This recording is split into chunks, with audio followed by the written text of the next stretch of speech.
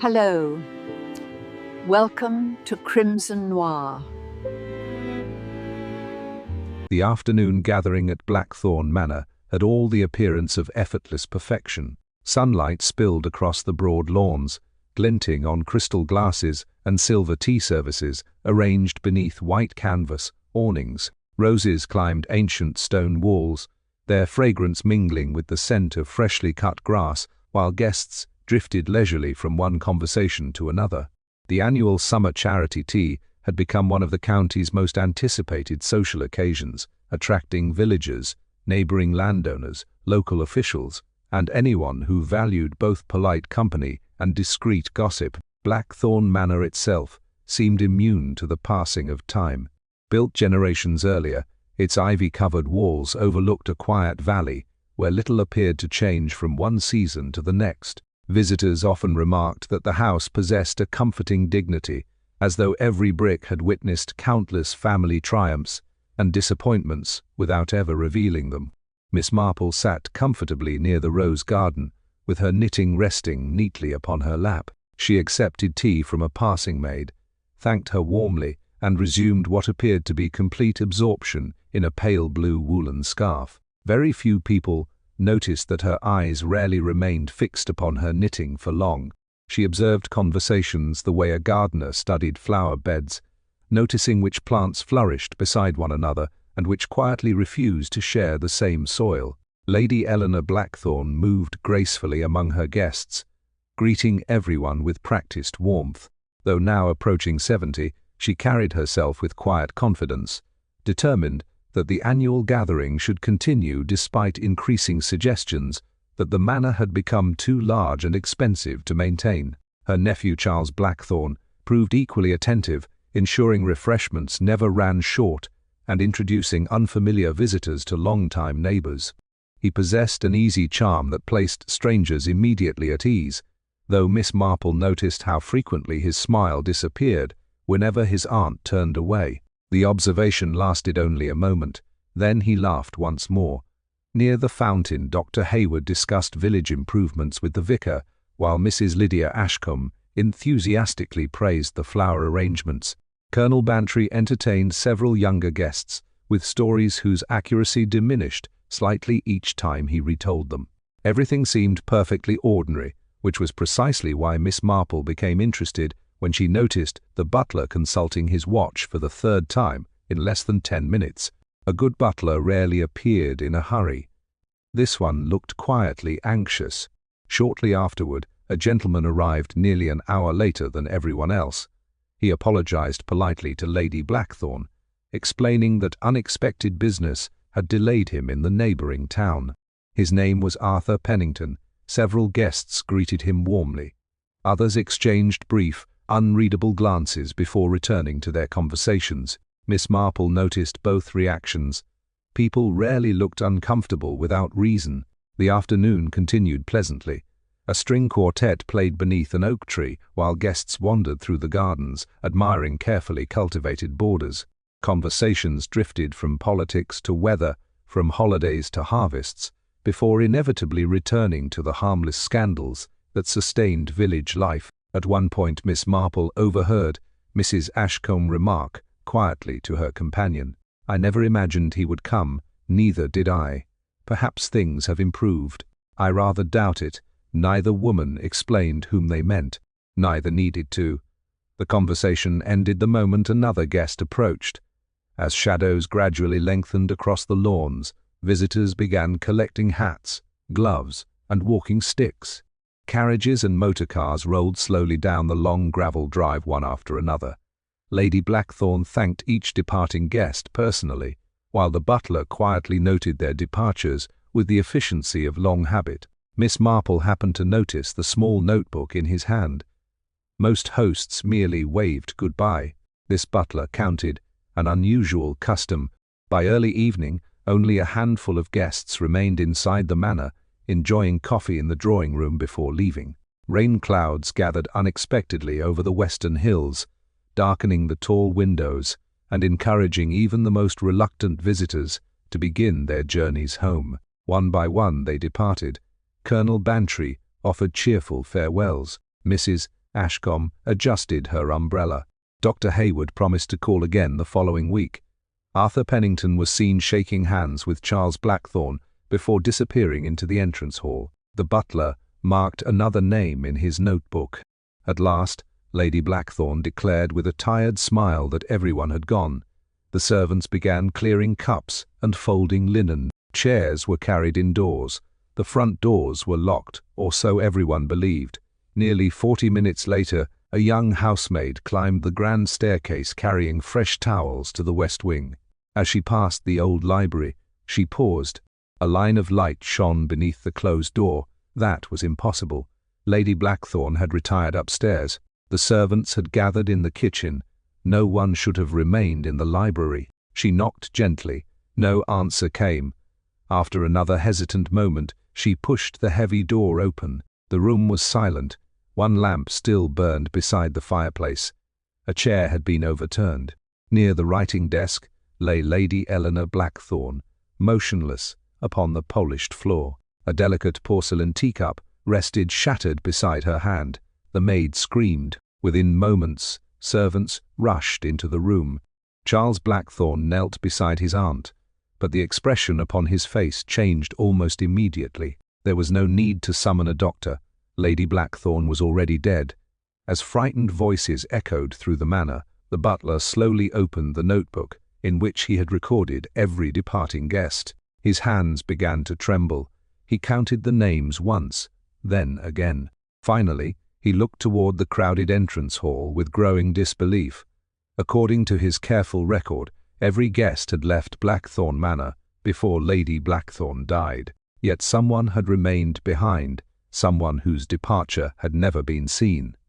Miss Marple accepted the notebook without speaking. She studied the final page for several quiet moments before closing it gently. There was nothing remarkable about the list itself. The mystery lay in the single blank space beneath the final recorded name.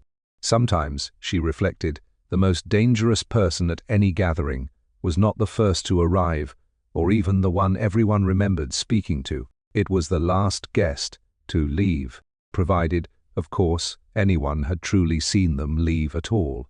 By the following morning, Blackthorn Manor had lost the air of quiet elegance that had defined it for generations. Uniformed constables moved steadily through the entrance hall, measuring distances and examining every room that had been opened to the guests. The cheerful laughter of the previous afternoon had been replaced by hushed voices and the scratching of pencils across police notebooks. Servants gathered in small, anxious groups whenever their duties allowed, each repeating the same question in a slightly different form. How could someone have remained inside the house unnoticed? Inspector Graham Ellison arrived from the county headquarters shortly after sunrise. He was a patient man with a reputation for avoiding premature conclusions, a quality that immediately distinguished him from several younger officers already convinced that the murderer must have been one of the invited guests. He spent nearly an hour walking silently through the library before asking a single question. "Who found Lady Blackthorn?" The young housemaid stepped forward nervously. "I did, sir." "You saw no one leaving the room?" "No footsteps in the corridor." She shook her head. "I only noticed the light beneath the door." The inspector examined the shattered teacup lying where it had fallen. The remains of tea had soaked into the Persian carpet, but nothing else appeared disturbed apart from the overturned chair. Lady Blackthorn's handbag rested unopened upon the writing desk, while a valuable diamond brooch remained fastened to her dress. "This was not robbery," he observed quietly. The village doctor, summoned immediately after the discovery, confirmed that death had likely occurred less than 30 minutes before the maid entered the library. There was a faint bruise at the back of Lady Blackthorn's head, but the doctor believed it had resulted from her fall rather than the cause of death. "I suspect poison," he said. Inspector Ellison nodded thoughtfully. "Then we must discover who served the final cup of tea." That question quickly proved more complicated than expected. The butler insisted Lady Blackthorn had poured her own tea during the final gathering in the drawing-room. A footman believed one of the maids had refreshed the cups. The maids denied doing so. Each account sounded sincere. None matched the others. Meanwhile, Miss Marple accepted Mrs. Bantry's invitation to sit quietly in the morning room overlooking the gardens. From there, they watched officers crossing the lawns, where guests had wandered so happily only the previous day. Mrs. Bantry sighed. It all seems impossible. Most impossible things become quite ordinary once properly understood. You think someone planned every detail. I think people often mistake careful preparation for good fortune. Mrs. Bantry lowered her voice. The servants are saying Arthur Pennington quarrelled with Lady Blackthorn several years ago, so I have heard. Apparently they reconciled. Miss Marple smiled gently. Reconciliations are sometimes genuine, and sometimes they merely become more polite. By midday, Inspector Ellison had begun interviewing each guest in turn. Charles Blackthorn explained that his aunt had insisted on continuing the annual charity gathering despite recent financial difficulties affecting the estate. She disliked speaking about money, he admitted. Was the manor in serious trouble? The inspector asked. Not immediately, but eventually. Charles hesitated. It would likely have to be sold. The answer surprised the inspector. Several guests had described Lady Blackthorn as comfortably wealthy. Appearances, he reflected, frequently concealed uncomfortable truths. Arthur Pennington proved equally cooperative during questioning. He acknowledged arriving late but firmly denied, remaining after the other guests departed. I thanked Lady Blackthorn, collected my coat, and left through the front entrance. Did anyone see you? I imagine several people did. The inspector made a note. Can you name them? Pennington frowned slightly. I'm afraid I wasn't paying attention. It was an understandable answer, yet it offered no support for his account. Later that afternoon, the butler produced the notebook in which he had carefully recorded each guest's departure. Inspector Ellison examined it with considerable interest. You've kept these lists every year? For nearly 20 years, sir. Why? The elderly servant looked faintly embarrassed. Lady Blackthorn liked to know everyone had returned home safely after evening functions. The explanation seemed perfectly reasonable. Even so, one detail caught the inspector's eye. Every guest's name had been checked neatly in black ink, except Arthur Pennington's. Beside his name appeared only a faint pencil mark, partly erased as though someone had begun recording his departure before stopping midway. Inspector Ellison looked up immediately. Why wasn't this completed? The butler stared at the page in genuine confusion. I was certain I finished it. Miss Marple happened to be standing nearby. She glanced briefly at the notebook before returning it without comment. The incomplete mark interested her far less than the butler's expression. It was not the look of a man inventing an explanation.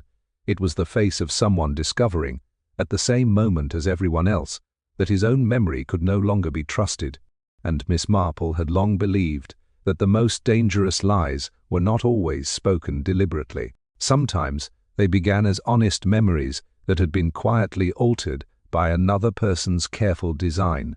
Rain fell steadily throughout the following morning, wrapping Blackthorn Manor in a silence broken only by the occasional murmur of policemen moving from room to room. Inspector Ellison had ordered every servant to remain available for further questioning, and although no one objected openly, the strain was beginning to show. Familiar routines had been replaced by uncertainty.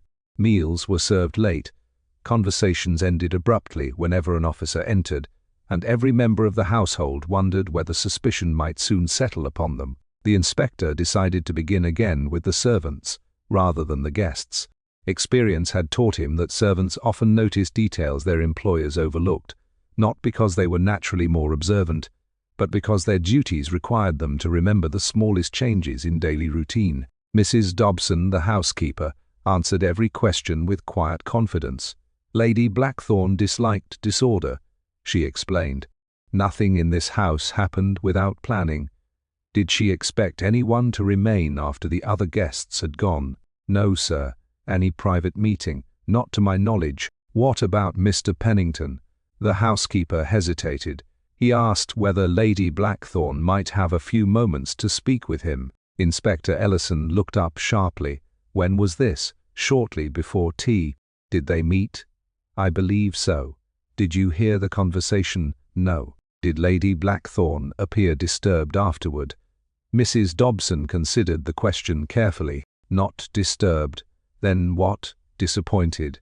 The answer lingered in the inspector's notebook. Disappointment suggested familiarity rather than fear. Meanwhile, Miss Marple wandered quietly through the manor gardens, carrying her knitting as though she had no purpose beyond enjoying the fresh air.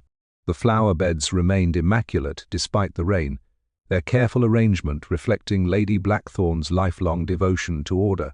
As Miss Marple approached the side terrace, she noticed the elderly gardener trimming damaged rose stems. He removed each wilted bloom with remarkable precision. "Terrible business," he remarked without looking up. "Indeed. They'll never find the truth by staring at the library." Miss Marple smiled gently. "Why do you say that?" "Because people enter houses one way and leave another." She paused. "Have they always done so here?" "Oh yes." He pointed toward a narrow gravel path hidden behind tall hedges. "Guests usually arrive through the front drive, but many prefer leaving by the garden gate. Saves walking all the way around." Miss Marple followed the path with her eyes. It curved behind the conservatory before disappearing into a line of ancient yew trees. No officer had mentioned it. That afternoon, she quietly informed Inspector Ellison of the gardener's observation. He immediately inspected the path. Fresh rain had blurred most traces upon the gravel, yet near the small iron gate he found faint impressions where someone had paused before entering the lane beyond. The marks were too indistinct for identification. Even so, they established something important. A guest could have departed the estate without passing the butler in the entrance hall. The notebook was no longer as reliable as everyone had assumed. Inspector Ellison returned inside with renewed determination. "If Pennington left through the garden," one constable observed, "he may simply have forgotten to mention it." "Perhaps. But someone could also have returned the same way." The inspector said nothing. Both possibilities deserved consideration. Later that evening he questioned Charles Blackthorn again. "Did your aunt often use the garden gate?" "Frequently. And the guests?" "Some did." "Why wasn't the gate locked?" Charles shrugged. "It almost never was." The inspector studied him. "You don't seem surprised." "I grew up here." "Meaning?" "There are dozens of ways into Blackthorn Manor if one knows the grounds." The remark widened the investigation considerably. Miss Marple, meanwhile, found herself thinking not about hidden paths, but about the conversation between Lady Blackthorn and Arthur Pennington. Mrs. Dobson had chosen her words carefully. Disappointed. Not angry, not frightened. Disappointment usually belonged to people who had hoped for honesty and received something less. The distinction seemed important. Before retiring for the night, Miss Marple asked the butler one final question. "When Mr. Pennington arrived late yesterday, where did you place his hat?" The butler looked puzzled. "In the front hall, of course." "And when did he leave?" "I handed it back to him, personally." "Certainly." "You are quite sure?" He answered at once. "I remember because he thanked me." Miss Marple nodded politely. The exchange appeared perfectly ordinary, yet as she walked upstairs, she recalled seeing a coat stand near the side entrance used by servants and gardeners. If Arthur Pennington had truly left through the front hall, the butler's memory would be accurate. If he had slipped away through the garden gate, however, someone else must have carried his hat to him. Or his hat had never been where the butler believed it to be. Such tiny inconsistencies rarely proved guilt by themselves, but they often revealed how carefully an apparently simple story had been arranged, and the more carefully a story was arranged, the less likely it was to be entirely true. The discovery of the garden path transformed what had first appeared to be a straightforward inquiry into something considerably more complicated. Inspector Ellison could no longer rely upon the butler's notebook as an exact record of every guest's departure. Anyone familiar with Blackthorn Manor might have slipped quietly through the side gate without attracting attention, and the realization forced the police to reconsider each witness statement from the beginning. By the next afternoon, officers had revisited every guest who attended the charity tea. Some recalled seeing Arthur Pennington near the drawing room shortly before people began leaving. Others insisted he had already departed before coffee was served. Their recollections overlapped in confusing ways, creating a patchwork of certainty that refused to fit together. Inspector Ellison grew increasingly dissatisfied. "They cannot all be correct," he remarked to his sergeant. "No, sir. So either someone is mistaken, or someone wishes us to be mistaken." Meanwhile, Miss Marple accepted an invitation from the vicar's wife for luncheon. Several ladies from the village had gathered there, and conversation inevitably returned to the tragedy at Blackthorn Manor. Mrs. Fletcher spoke first. "I cannot imagine why anyone would wish Lady Blackthorn dead." "Oh, I can," replied Mrs. Hensley quietly. Every head turned. "You know something." "Not exactly." "What then?" Mrs. Hensley hesitated before answering. "Only that Lady Blackthorn possessed an unfortunate habit." "What sort of habit?" "She remembered everything." The room fell silent. Mrs. Hensley continued. "If someone borrowed money 20 years ago, she remembered the amount. If someone promised assistance and failed to provide it, she remembered that too. She was never unkind about such matters, but she forgot almost nothing." Miss Marple stirred her tea thoughtfully. "A remarkable memory can sometimes become an inconvenience." Mrs. Hensley nodded, "especially to people who hope the past has been forgotten." The observation lingered in Miss Marple's thoughts long after luncheon ended. That afternoon, Inspector Ellison received the report from the county laboratory. The traces found inside Lady Blackthorn's teacup confirmed the presence of a rare poisonous extract derived from a garden plant. The substance acted slowly, allowing its victim to remain apparently well for nearly half an hour before sudden collapse. It could have been added at any point during the final refreshments, the medical examiner explained. Would the taste have been noticeable? Only slightly. Inspector Ellison frowned. So Lady Blackthorn might have continued conversing quite normally. Precisely. The timing created a troubling possibility. Whoever administered the poison did not necessarily need to remain with Lady Blackthorn afterward. The fatal effects would occur later, leaving ample opportunity for the murderer to establish an innocent appearance elsewhere. That evening, Miss Marple wandered quietly through the manor library, while officers continued their examination of documents. The room had changed little since the murder.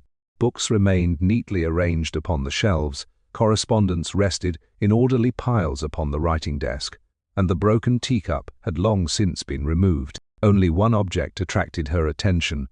A leather-bound guest register lay open upon a side table. She examined it carefully. For decades, visitors staying overnight had entered their names beneath Lady Blackthorn's elegant handwriting. The final completed page belonged to the previous Christmas gathering. Beyond it, several blank pages remained untouched. Miss Marple smiled faintly. Lady Blackthorn valued records, very accurate records. As she closed the register, a folded envelope slipped from between its pages. She immediately handed it to Inspector Ellison without opening it. Inside was an unfinished letter written in Lady Blackthorn's hand. The inspector read silently, "My dear Margaret, there is a matter concerning one of our oldest friends which has troubled me greatly. I recently discovered something that casts an unfortunate light upon events long past. Before taking any action, I intend to speak privately with the person involved after Saturday's gathering." The letter ended abruptly. There was no name, no explanation, only the unfinished sentence. Inspector Ellison looked up slowly. "She intended to confront someone." "It appears so," Miss Marple replied. "And after the gathering, which means the conversation may never have taken place." The inspector folded the letter carefully, or perhaps it did. As dusk settled over Blackthorn Manor, Charles Blackthorn stood alone upon the terrace overlooking the gardens. He watched the fading light with an expression that suggested exhaustion more than grief. Miss Marple happened to notice him staring toward the small iron gate hidden beyond the hedges. She approached quietly. "A peaceful view, it used to be. You've looked toward that gate several times today." Charles seemed surprised. "Have I?" Quite unconsciously. After a brief silence, he answered, My aunt often said secrets rarely entered through the front door. They preferred quieter paths. Miss Marple regarded him thoughtfully. The remark sounded almost casual, yet something in his voice suggested it had remained with him for many years. As she walked back toward the house, she found herself wondering whether Lady Blackthorn's final conversation had never occurred at all, or whether someone had overheard enough of it to realize that an old secret, carefully hidden for years, was finally about to be exposed.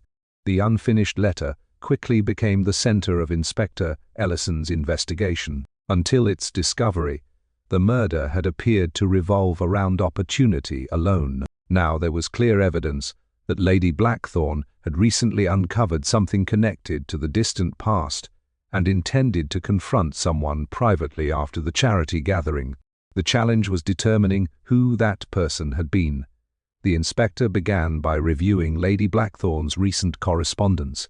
Her writing desk contained neatly bundled letters stretching back several years, each tied with ribbon and dated in her precise hand. Most concerned charitable committees, village affairs, or invitations to neighboring estates. Nothing suggested blackmail or open hostility, yet one detail slowly emerged. During the previous month, Lady Blackthorn had exchanged several letters with the county archives concerning old property records. What possible connection could land records have to murder? The sergeant asked. Inspector Ellison shook his head. I've learned not to dismiss anything simply because it appears dull. Meanwhile, Miss Marple spent the afternoon visiting Mrs. Elwood, the retired schoolmistress who possessed an astonishing memory for village history. Few people knew more about the families surrounding Blackthorn Manor than she did. Over tea, Miss Marple casually mentioned the archives. Mrs. Elwood smiled. That doesn't surprise me. No, Lady Blackthorn had recently become interested in tracing the estate's history. For any particular reason, there was an old portrait missing from the family gallery. Miss Marple looked up. A portrait? Yes, it disappeared many years ago. Everyone assumed it had been misplaced during renovations. Did Lady Blackthorn believe otherwise? I think she suspected it had been removed deliberately. Miss Marple made no immediate reply. Lost portraits, like forgotten photographs, often vanished because they showed more than people wished they remembered. As she walked home through the village, she reflected upon the curious similarity. First, there had been a missing photograph in another investigation. Now a missing portrait had unexpectedly entered this one. Objects were seldom stolen for their monetary value alone. More often they preserved inconvenient truths. Later that evening, Inspector Ellison received the report from the county archives. Lady Blackthorn had requested access not only to property records, but also to documents relating to former household employees, dating back nearly 25 years. The archivist remembered her visit clearly. She seemed particularly interested in an old gardener named Samuel Reeves. Why? I couldn't say. Did she explain? Only that she had discovered an inconsistency. The inspector frowned. What sort of inconsistency? The estate records listed Mr. Reeves as leaving voluntarily, and the parish records described his departure rather differently. How? The archivist hesitated. They implied he was dismissed. The contradiction seemed minor. Even so, Inspector Ellison copied the information carefully into his notebook. The following morning, he located Samuel Reeves' daughter, who now lived in the neighboring village. She welcomed the inspector politely, but appeared uneasy when her father's name was mentioned. My father never spoke about Blackthorn Manor after he left. Did he explain why? He only said certain families preferred comfortable stories to uncomfortable truths. What truth? I don't know. Did Lady Blackthorn visit you recently? Mrs. Reeves nodded. Last week. What did she ask? Whether father had ever kept letters, and had he? A small box. What became of it? She lowered her eyes. It disappeared after his funeral. Inspector Ellison exchanged a thoughtful glance with his constable. Another missing object, another forgotten piece of the past. Meanwhile, Miss Marple returned quietly to Blackthorn Manor. She found Charles Blackthorn sorting papers in the library with visible frustration. I've searched every cabinet, he admitted. For what? My aunt believed there was a mistake somewhere among the old family documents. And did she tell you the nature of the mistake? No, he sighed, only that someone had benefited from it for years. Miss Marple watched him carefully. People usually became angry when discussing inheritance. Charles seemed merely puzzled. Before leaving, she wandered into the long gallery where portraits of earlier generations lined the walls. One large space stood empty between two elaborate gilt frames.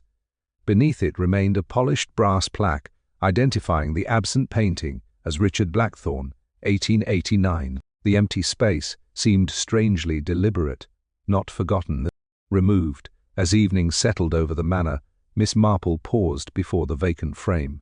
Portraits, she reflected, recorded more than faces. Artists frequently painted jewelry, documents, uniforms, and family heirlooms without realizing their future importance. If someone had stolen Richard Blackthorn's portrait many years earlier, they had not necessarily wished to conceal the man himself. They might instead have wished to erase one small detail that future generations would eventually recognize. Somewhere within that missing canvas, and within the vanished box of Samuel Reeves' letters, lay the forgotten connection that Lady Blackthorn had finally uncovered shortly before her death, placing herself unknowingly in the path of a murderer determined to keep history permanently buried. The investigation entered its second week with no arrest, and the atmosphere surrounding Blackthorn Manor grew steadily heavier. Newspapers from the nearby town carried dramatic headlines about the mysterious death of Lady Blackthorn, while visitors began appearing outside the estate gates, hoping to catch a glimpse of the famous house. Inspector Ellison disliked publicity, particularly when it encouraged speculation before facts had been established. Every new rumor seemed to create another false trail. Inside the manor, however, something quieter was unfolding. The servants had begun speaking more freely among themselves, not because they trusted the police completely, but because fear had slowly given way to exhaustion. Mrs. Werkley T-Bouse Dobson, the housekeeper, requested a private meeting with Inspector Ellison. "There is something I should perhaps have mentioned earlier," she said. "Go on." "It seemed unimportant at the time." "Those are often the important things." She nodded. 3 evenings before the charity tea, Lady Blackthorn received an unexpected visitor. A guest? No, a tradesman. She shook her head. "It was a gentleman. Did you recognize him?" "No." "Did Lady Blackthorn?" "I believe she did." "What makes you think so?" "She instructed me to bring coffee to the morning room, but specifically asked not to disturb them." Inspector Ellison leaned forward. "How long did the visitor remain?" "Almost an hour." "Did you overhear anything?" "Only a single sentence." "What was it?" Mrs. Dobson hesitated. "The gentleman said, 'Some things cannot be corrected after 25 years. The inspector immediately wrote the words down. "Did Lady Blackthorn reply?" "Very quietly." "What did she say?" "That depends upon whether the truth still matters." When Mrs. Dobson left, Inspector Ellison remained staring at his notebook. The conversation suggested neither anger nor fear. It sounded like two people discussing an old mistake. Meanwhile, Miss Marple paid a visit to the village solicitor, Mr. Franklin, under the perfectly innocent pretext of returning a book he had lent her several months earlier. After discussing the weather and local affairs, she casually mentioned Lady Blackthorn's recent interest in estate records. Mr. Franklin sighed. "She asked me an unusual legal question." "What sort of question?" "Whether a document signed under a false assumption remained legally valid." Miss Marple looked thoughtful. "And your answer?" "It depends entirely upon the circumstances." "Did she explain those circumstances?" "No, but she seemed disappointed by the complexity." As Miss Marple walked home, she considered the pattern that was beginning to emerge.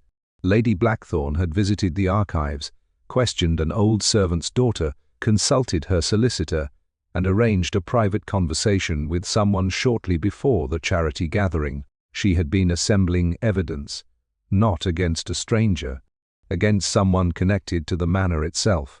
That afternoon, Inspector Ellison finally received another important report. The poisonous extract discovered in Lady Blackthorn's teacup had originated from monkshood, a plant growing in several gardens throughout the district, including Blackthorn Manor.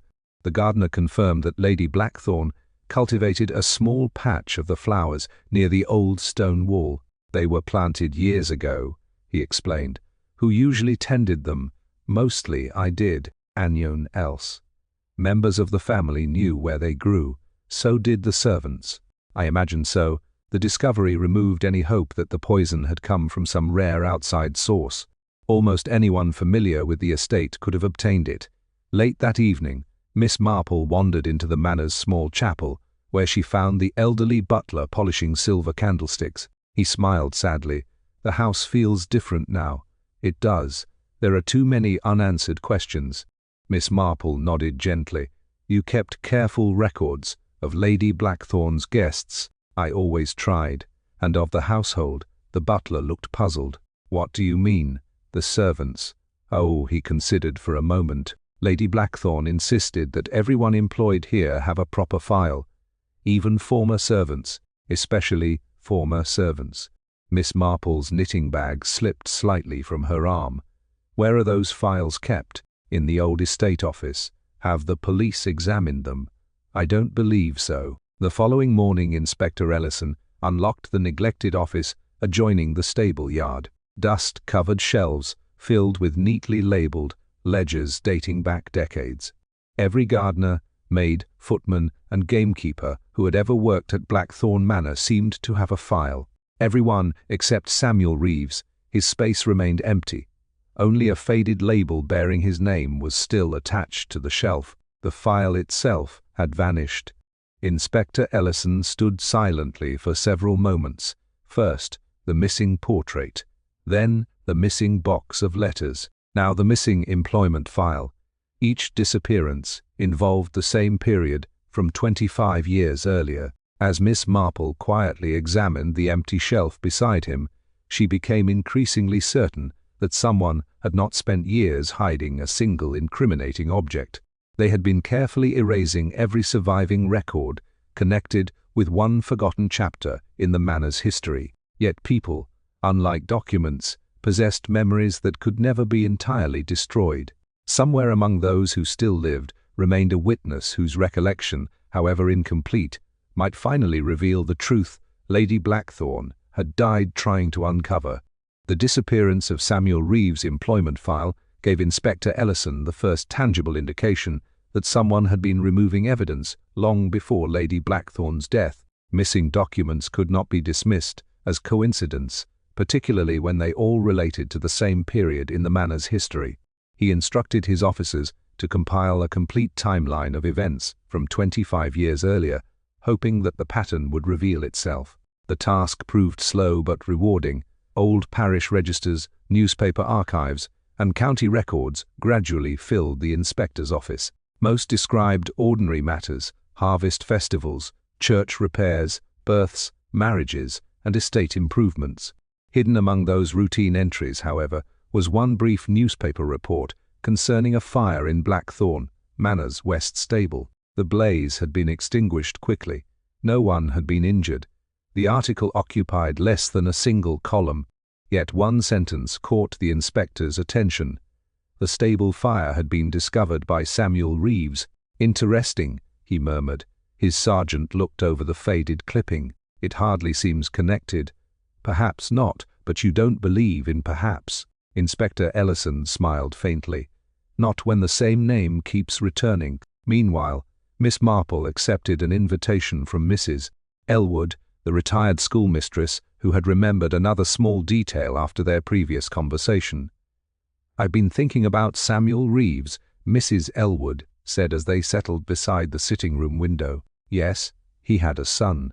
Miss Marple looked up. "I don't believe anyone mentioned that. Most people forgot. What became of him? He left the village as a young man. Do you remember his name?" "Daniel." Miss Marple considered this quietly. "Did Lady Blackthorn ever speak of him?" "Only once." "What did she say?" Mrs. Elwood frowned thoughtfully. "She remarked that some children spend their lives paying for mistakes they never made." The sentence lingered in the room long after it had been spoken. Miss Marple thanked her and walked slowly back through the village. Children paying for mistakes. The phrase suggested injustice rather than guilt. That afternoon Inspector Ellison questioned Charles Blackthorn again, this time focusing upon the years before he inherited responsibility for the estate. "My father dismissed Samuel Reeves, didn't he?" Charles nodded, reluctantly. "So I've always been told. For what reason? I was only a boy." "But surely you heard something?" Charles hesitated. "There were whispers about theft. What was stolen? I honestly don't know. Was anything recovered?" "I've never heard that it was." The inspector closed his notebook. A dismissal for theft without any recorded recovery seemed strangely incomplete. Later that day, the gardener approached Miss Marple while she admired the herb border. "I've remembered something peculiar." She smiled encouragingly. "Please tell me." The morning after the stable fire, Samuel Reeves dug up a patch of earth behind the old glass house. "What was he doing?" I asked him, and he laughed and said he was planting hope. Miss Marple raised an eyebrow. "Hope. That's exactly what he called it. Did he actually plant anything?" "I never found out." The gardener shrugged. It always sounded odd. Miss Marple thanked him warmly. The remark might easily have been forgotten by anyone else. Yet people rarely chose unusual words without reason. That evening, she quietly visited the neglected glass house. Time had reduced much of it to cracked panes and rusted iron frames. Weeds covered the surrounding ground, while ivy climbed over broken walls. She wandered slowly until reaching the small patch the gardener had described. Nothing distinguished it from the surrounding soil. Still, she noticed that one section contained newer stones than the rest of the pathway, not recently placed, but certainly newer than 25-year-old brickwork. She made no attempt to disturb them. Instead, she called Inspector Ellison the following morning. Within hours, 2 officers carefully lifted the stones. Beneath them they discovered a small, rusted metal box. The lock had long since corroded away. Inside lay only 3 objects: a tarnished silver pocket watch, an old photograph folded almost beyond recognition, and a sealed envelope addressed simply, "For Lady Blackthorn, if ever the truth becomes necessary." Inspector Ellison opened the envelope with great care. The letter inside had been damaged by damp, making much of the writing impossible to read. Only several sentences remained legible. "I cannot allow another innocent person. The accusation was false. Richard ordered me never to speak. My son must never suffer." The signature had dissolved completely. Miss Marple read the surviving lines in silence. The letter did not provide the complete answer. It did, however, overturn the accepted history of Samuel Reeves' dismissal. He had not been protecting himself. He had been protecting someone else. As Inspector Ellison carefully returned the fragile pages to their envelope, Miss Marple found herself thinking less about the missing words than about the ones that remained. Innocent people, false accusations, and a command to remain silent formed the outline of a secret that had endured for a quarter of a century. Lady Blackthorn had evidently uncovered enough of that hidden story to realize the family's past rested upon a deliberate deception. Now only one question remained unanswered: who stood to lose everything if the forgotten truth finally emerged? And had that fear been powerful enough to turn a respected guest into a murderer? The discovery of the rusted metal box marked the first time the investigation uncovered evidence deliberately hidden rather than accidentally overlooked. Inspector Ellison arranged for the pocket watch, photograph, and damaged letter to be examined with great care, though he warned his officers not to expect miracles. Time and damp had erased much of the writing beyond recovery.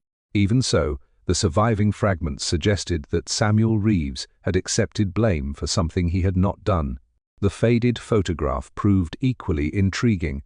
After careful cleaning, several faces became visible. Samuel Reeves stood beside the old glass house, smiling faintly. Near him was a much younger Lady Blackthorn. A third figure stood partly turned away from the camera, making identification difficult. The image revealed nothing obviously criminal, yet Miss Marple studied it for several minutes before handing it back to the inspector. "What interests you?" he asked. The distance, he looked puzzled. Between whom? Lady Blackthorn and Samuel Reeves. They're standing rather close. Exactly. Inspector Ellison examined the photograph again. I don't understand. They do not look like an employer and a servant. He considered the observation. They appear comfortable. Yes, the relationship suggested mutual respect rather than strict formality. That small detail quietly challenged everything the village had believed about Samuel Reeves' dismissal. Meanwhile, Charles Blackthorn received an unexpected visitor. Daniel Reeves, now a grey-haired man approaching 60, arrived at the manor after learning that his father's name had resurfaced during the investigation. He had not visited Blackthorn Manor since childhood. Charles greeted him politely. "I'm sorry we met under such circumstances." "So am I." Daniel looked slowly across the entrance hall. "I never imagined I would return." Inspector Ellison soon joined them. "I understand your father left you certain memories." Daniel nodded. "Very few." "Did he ever explain why he was dismissed?" "No." "What did he tell you?" "Only that keeping another person's honor sometimes costs more than protecting your own." The inspector exchanged a thoughtful glance with Miss Marple. Again, the same pattern. Protection, sacrifice, silence. Daniel reached into his coat pocket. "I nearly forgot." He unfolded a small piece of yellowed paper. "My father carried this until he died." The paper contained only a single sentence, written in careful handwriting. "When kindness demands silence, silence becomes its own punishment." Miss Marple read the words thoughtfully. "That sounds like Lady Blackthorn." Daniel smiled sadly. "Father always said she was the only person who understood." The inspector frowned. If they understood one another so well, why allow the accusation against him to remain? Daniel lowered his eyes. "I asked him that once, and he answered that some promises become too heavy to break." The conversation ended without providing the missing explanation, yet it strengthened Miss Marple's growing belief that Lady Blackthorn had spent years attempting to correct an old injustice without publicly exposing the person responsible. Later that afternoon, Inspector Ellison received another report from the archives. Hidden among estate account books was an overlooked receipt dated the week after Samuel Reeves' dismissal. The document recorded payment for restoring an oil portrait. Inspector Ellison immediately compared the date with Lady Blackthorn's notes. It matched precisely. The missing portrait of Richard Blackthorn had not disappeared during renovations decades later. It had vanished immediately after being repaired. Someone had removed it almost at once. That evening, Miss Marple walked quietly through the long gallery, stopping once more before the empty frame. Charles joined her. "I've looked at that wall every day since I was a child, and never wondered why one portrait was missing. I was told it had been damaged beyond repair." "Were you?" He smiled faintly. "Children usually accept simple explanations." Miss Marple nodded. "So do adults." Charles studied the empty space. "My aunt once stood here for nearly an hour, when only a few days before the charity tea." "Did she say anything?" "Just one sentence." "What was it?" "It was never the painting that frightened someone." Miss Marple looked toward the vacant frame. "No, it was what the painting happened to include." Those words settled heavily in her thoughts. A portrait, unlike a written document, often preserved details no one considered important when it was created. A signet ring, a folded letter, another figure reflected in a mirror, or even an object resting upon a nearby table, might later reveal a forgotten truth. As darkness settled outside, Miss Marple found herself increasingly certain that the missing portrait had never been removed because of Richard Blackthorn himself. It had been hidden because someone had eventually realized that an unnoticed detail within the painting contradicted the accepted story surrounding Samuel Reeves' dismissal. Lady Blackthorn had evidently reached the same conclusion only days before her death. The murderer had not been trying merely to conceal the past. They had been racing desperately against a woman whose remarkable memory had finally assembled every scattered fragment into a truth too dangerous to survive. The investigation took a decisive turn when Inspector Ellison arranged for every surviving guest, from the charity gathering to return to Blackthorn Manor. Officially, he described the meeting as a routine reconstruction of the afternoon's events. In reality, he hoped that familiar surroundings might loosen memories that formal questioning had failed to uncover. The drawing room looked much as it had on the day of the gathering.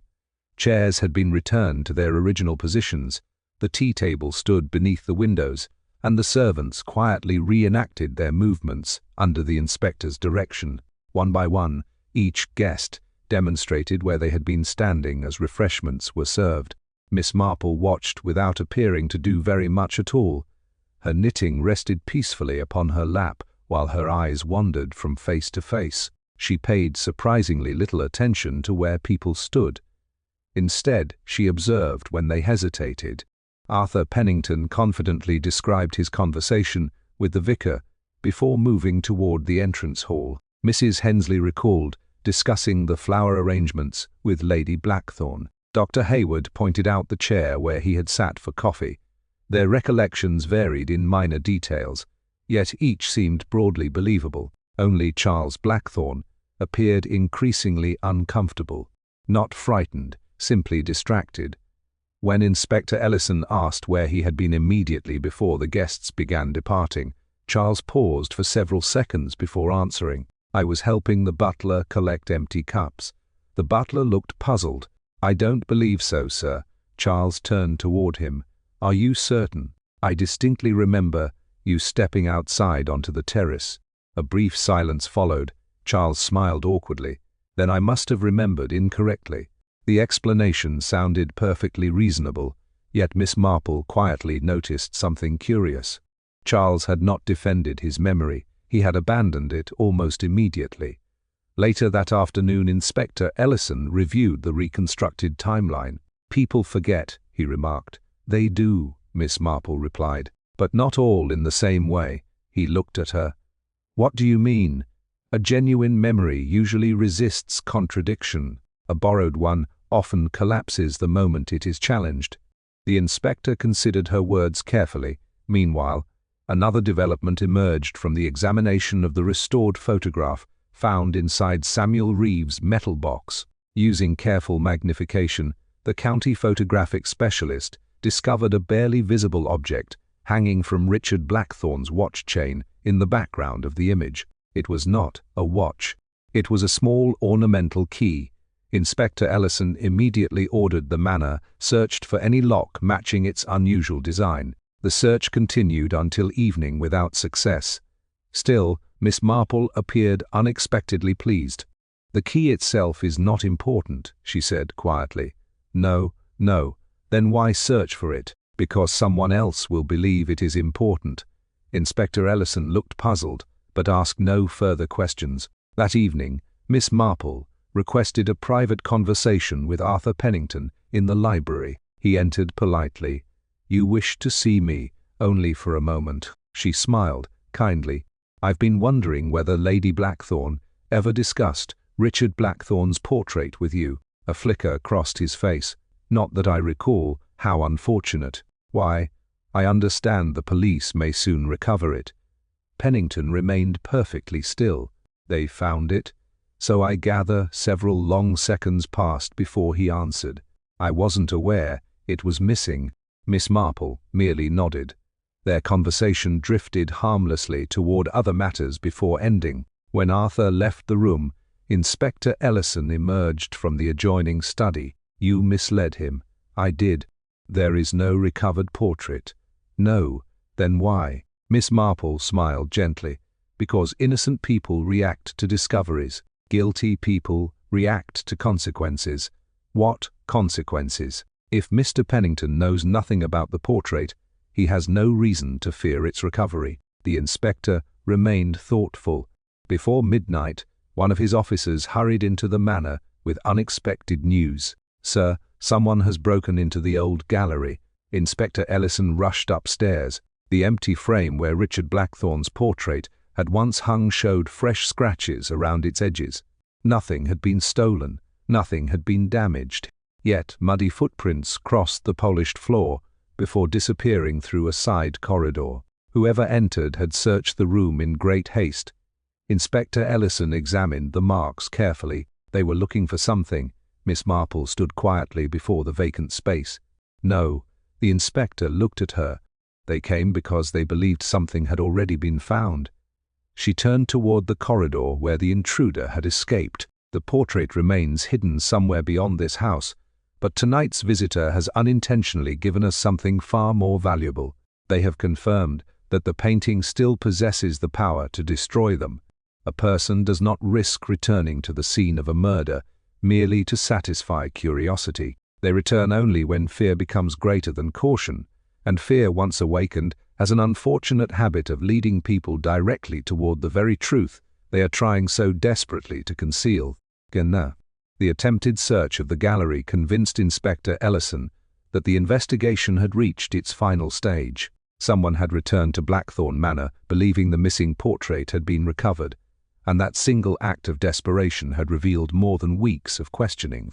At Miss Marple's quiet suggestion, the inspector invited every principal guest, together with the senior servants, to assemble in the drawing room the following afternoon. He announced only that an important development required everyone's attention. The atmosphere was tense as the familiar faces gathered once more. Beneath the tall windows, Arthur Pennington stood near the fireplace with measured composure. Charles Blackthorn remained beside his late aunt's chair, while Mrs. Dobson, the butler, and the gardener waited silently along the wall. No one seemed entirely comfortable. Inspector Ellison addressed the room. Last night someone entered the gallery after hearing that Richard Blackthorn's missing portrait had supposedly been found. Several startled glances followed. Miss Marple quietly folded her knitting. "The portrait has not been recovered," she said gently. "The story was invented for a simple reason. We wished to learn who feared it." Arthur Pennington frowned. "So the police deliberately spread false information?" "No," Miss Marple replied. "Only one person heard it." Every eye turned toward Arthur. He looked genuinely bewildered. Miss Marple smiled kindly. "Which tells us something rather important." Inspector Ellison nodded. The intruder could not have been Mr. Pennington. Relief briefly crossed Arthur's face. Miss Marple rose slowly from her chair. "I believe Lady Blackthorn solved the mystery before any of us. She discovered that Samuel Reeves had been dismissed to protect someone else. The missing portrait, the hidden letters, and the vanished employment file all pointed toward the same deception." Her gaze rested quietly upon Charles Blackthorn. "You inherited more than the manor, Mr. Blackthorn." Charles met her eyes steadily. "I don't understand." "I think you do." Silence settled over the room. She continued in the same calm voice. 25 years ago your father, Richard Blackthorn, falsely accused Samuel Reeves of theft. Lady Blackthorn eventually discovered the accusation had been entirely untrue. Samuel accepted dismissal because exposing the truth would have ruined the family name. Charles swallowed but remained silent. Miss Marple took another gentle step forward. "Your aunt spent years trying to understand why Samuel had remained silent. Recently she uncovered the missing evidence and intended to confront the only person still protecting Richard's reputation." Inspector Ellison spoke quietly. Charles closed his eyes briefly. "You've misunderstood, have we?" Miss Marple asked. "The missing portrait did not threaten to expose your father alone. It showed the family signet ring resting inside the stable office, on the very day Richard claimed it had been stolen by Samuel Reeves. The painting accidentally preserved the truth." Charles's face slowly lost its color. "My father begged me never to let anyone know." "No doubt he did," he said. "One scandal would destroy everything our family had built, so Lady Blackthorn decided the truth mattered more." Charles looked toward the window. "She told me after the guests had begun leaving. She said she intended to make a public statement once the evidence was complete." His voice had become little more than a whisper. "I pleaded with her to reconsider, and when she refused, I put the poison into her final cup before coffee was served." The confession echoed through the silent room. "I never meant for anyone else to suffer. I thought preserving father's name was the only honorable thing left."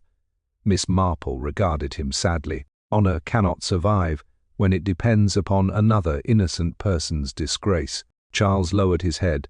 I realized that too late. Inspector Ellison stepped forward and quietly placed him under arrest. No struggle followed. Charles surrendered with the weary resignation of a man who had carried another person's burden for far too many years. Several weeks later, Blackthorn Manor stood peaceful once again. The gardens bloomed as they always had, visitors returned, and the servants gradually resumed familiar routines. Samuel Reeves' name was formally cleared, and Daniel Reeves received the written acknowledgment his father had never lived to see. The truth, though delayed by a quarter of a century, finally restored a measure of justice. One warm afternoon, Mrs. Bantry asked Miss Marple whether exposing such painful secrets had truly been worthwhile. Miss Marple looked thoughtfully across the rose garden before answering. "People often imagine that time buries the truth," she said softly. "It rarely does. It merely covers it with comfortable stories. Sooner or later, kindness demands honesty, because a lie preserved for years can become far more destructive than the truth ever would have been." She picked up her knitting once more as the afternoon sun settled gently over Blackthorn Manor, where silence had finally given way to peace, not because the past had been forgotten, but because it had at last been faced.